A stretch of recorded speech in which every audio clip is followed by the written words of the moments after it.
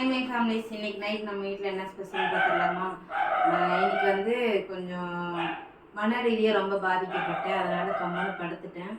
நான் தான் 6:45 போல தான் எந்திரிச்சேன். டீ குடிக்கல, எதுவுமே பண்ணலை.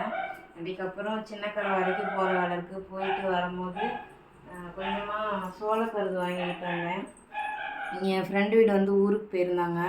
ஸோ அவங்க தோட்டத்தில் விளைஞ்சிச்சின்னு கொண்டு வந்தேங்க. ஃபோன் பண்ணாங்க, வந்து எடுத்துகிட்டு போட அப்படின்ட்டு. சரி, நான் அதை போய் எடுத்துகிட்டு வந்தேன். இப்போ நைட்டு பார்த்திங்கன்னா கடையில் தான் மாவு வாங்கிட்டு வந்தேன். தோசையும் இது கடையில் வாங்கின சாம்பார் தான்.